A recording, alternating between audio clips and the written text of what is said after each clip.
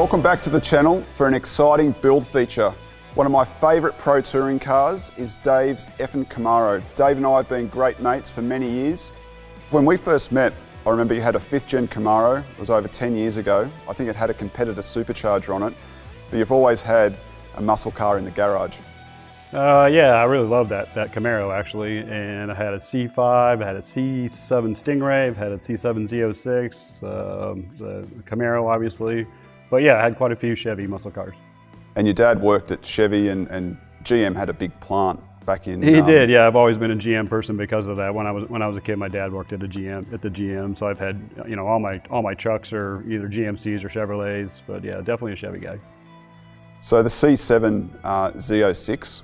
Obviously LT4 powered, and you had one of the very first cars that were released, but that's where the inspiration for the Camaro build really started, right? It was at least the motor part of it. I love the LT4, but the inspiration really is from our customers. We do so much business in that pro touring community, and we were at the racetrack at the events all the time, seeing them autocross and seeing them on the track, and we just thought we needed to build one of these things ourselves. And that trend for pro touring it's just exploded in the last 5 to 10 years. Like, I remember you've explained to me that the street rod market has really declined, and big companies like Roadster Shop, for example, are now building these pro touring masterpieces, and many other high-end builders like Detroit Speed and Smitty's Custom Auto.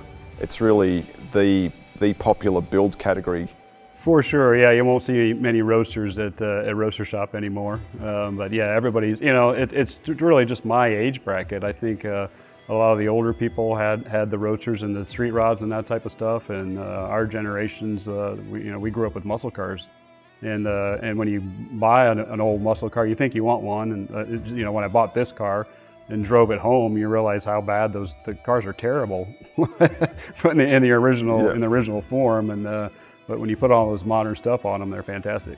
And the aftermarket development has been incredible, and it's probably one of the key reasons GM offer crate motors like the modern LT4 for these resto mods. But Forgeline plays such a big part naturally with custom wheels, because the chassis and the tyre sizes are all ultra customized to get the ride and handling and the performance that you see in a modern car, which is excellent. For sure. I mean, we fit right in there. You can't, most of these cars, you're not going to be able to find a wheel in a box that's going to fit correctly. And then the amount of force these people, they're taking them to the track and on the autocross. And early on, when the pro touring started, at a couple of events, they had actually broken some wheels for some other companies. And so we had some people call us and wanted to know if we were interested in making some wheels for a couple of these builds, and I'll be honest, I didn't even realize that market was even out there. It was very small at that point.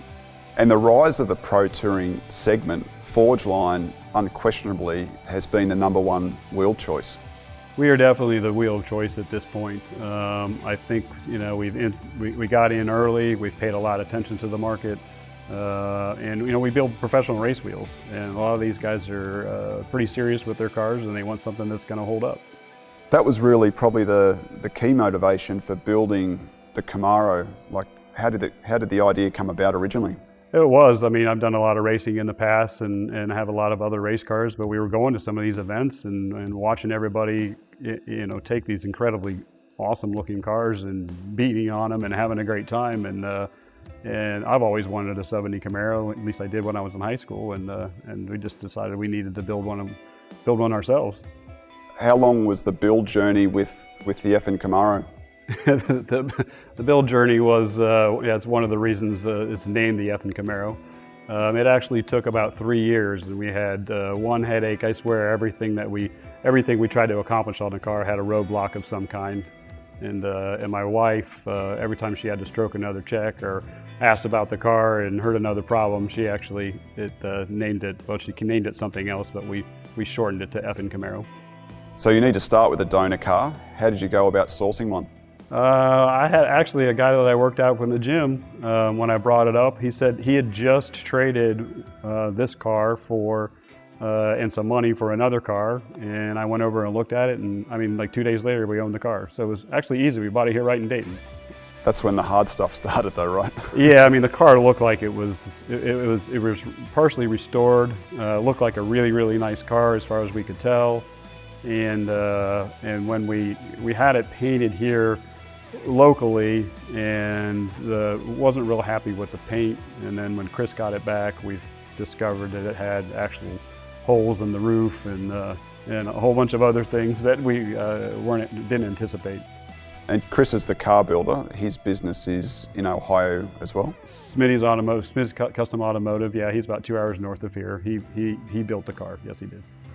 And Chris's work's phenomenal, as the car is a testament, and maybe not as high profile as someone like Rose to Shop or Ring Brothers, but as a boutique operation, he's built some incredible vehicles. Yeah, Chris's quality is fantastic. He did a great job on this car. The one comment I get mostly is how great the paint looks. The paint's phenomenal. And talk about the paint, it's shark gray, which was the color of the Z06, the 2015 Z06 I had. And I love the color so much, and it was only limited to 2 years, I think, on the Z06. And that's what we painted this car as well. Most people know that any custom build has its struggles, so what were some of the hurdles that you faced with this build? Yeah, I mentioned the paint. The paint was definitely, the car got painted twice. I would say that's the biggest hurdle. And we didn't think it was going to need any body parts, but it needed a full roof and rear quarters. And then we switched from an LS7 to an LT4, and that was when the LT4 just became available. Not really thinking it out. I'm glad I went with the LT4, but all the accessories and trying to get it to mate up with everything was all new. Totally had to fabricate all of that. So that was a big holdup. I recall GM announced the LT4 as a crate engine at PRI, and that was the motivation to pick that, right? It was. I mean, one of the best parts about my Z06 was the motor. I love the torque of the LT4 and the power, and plus it's a great looking motor. So we switched from an LS7 to the LT4, during the show. So initially the LT4 was standard as found in the Corvette when it was installed. It runs a GM controller. It's drive-by-wire. The transmission, you've got a T56 Magnum, is that right? Yep, built by Bowler Transmissions, and we put the ZR1, C6 ZR1 gears in it with the taller first gear. Which is fantastic for autocross. 100%, yeah, that's why we do it. It'll do over 60 miles an hour in first gear. So perfect for those real tight, good guys autocrosses.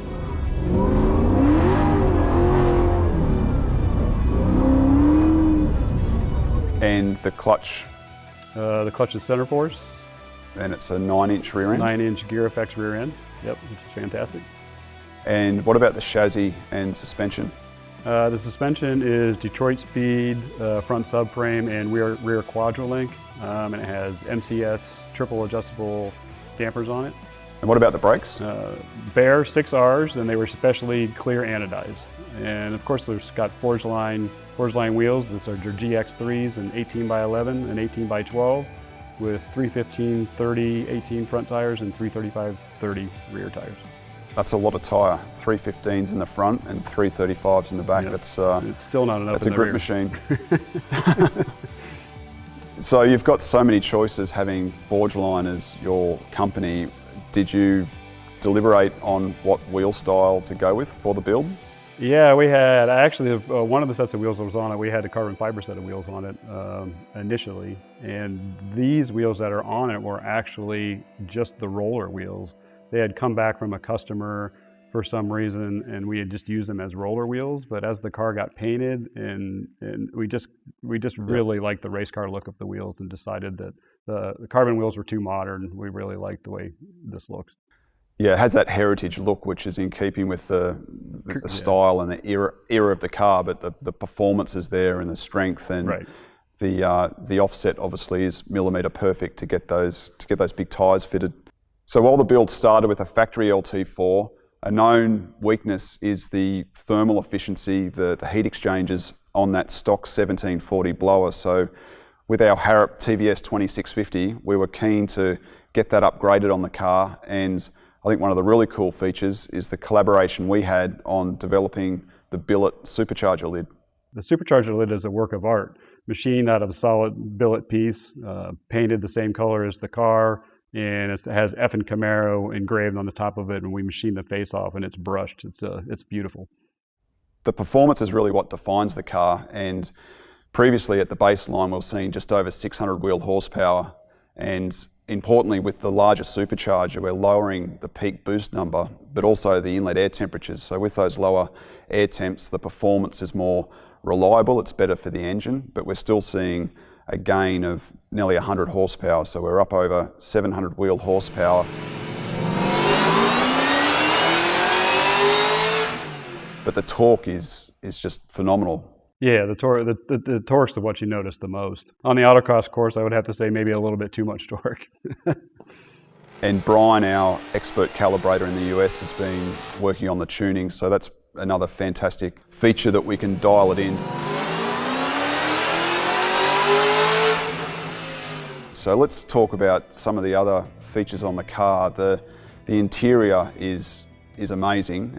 It's modern yet has that retro feel to it. How did you come about deciding on that? Yeah, Trent's Trick Upholstery up in Ohio by Columbus as well, up by Smitty, and Smitty had used him before, and I'd seen some of the other stuff that he had done. He's super creative. Sat down, Trent's one of those guys you sit down with and you kind of tell him what, not necessarily theme, but you know what it is that you want the car to look like in the interior. We talked a lot about a lot of different things. Had the Recaro seats, wanted to keep it black. We talked about different textures and, you know, wanted it a little bit more modern, but also retro styled as well. And Trent's one of those guys, after that conversation, you just let him, you can't see the car until he's completely done, and hope you're happy with it. And we're extremely happy with it. He actually has wheel bolts from the wheels, from our three-piece wheels, which he's drilled holes in and wire tied together all throughout the car. And he had never done that, taught himself how to do that, and it's pretty amazing. It's a great connection with the origins of Forgeline and the wheel technology as well. So Recaro seats, Momo retro style steering wheel, the car audio. Yeah, raceback dash, which to give it that race car look and have all those race car features. And yeah, an Alpine stereo from California Custom Sounds here in Dayton. They did a magnificent job on the stereo, so it's got Apple CarPlay, just like a modern car. Vintage air is fantastic. So moving from the interior to the body, what are some of the key features? It has carbon fiber hood and carbon fiber fenders by Carbon Customs, Albert Melchior. And it also has, one of my favorite things, is it has a D&Z Customs, so it has a D&Z Customs front spoiler. But then we also moved the turn signals down from next to the headlights down into the bumpers. So D&Z Fabrications makes these LED strips integrated into the bumper, which is fantastic. Everybody seems to like that as well. Also has LED taillights and LED headlights, and just the factory small spoiler, which I like better than the big spoiler. So most importantly, what's it like to drive? The car's fantastic to drive. You know, on the autocross, on the road course, it's a blast. You know, with all the power and all the handling stuff that we've done to it, it does very, very, very well, quite well. But best of all, I mean, it's a great street car as well. We've taken it on many trips. We drove it to 500 miles to Pennsylvania. Did a Cars and Cones trip on it, where we traveled about 2,500 miles on that trip over 5 days and autocrossed every day, which was great. So that's the best part about it. It does all that stuff great. Really appreciate you taking the time, Dave. It's brilliant that it's such a great driver. I can't wait to get back to Ohio and we'll get out and do some events. Yeah, it's been a while. It would be great to see you. Looking forward to it.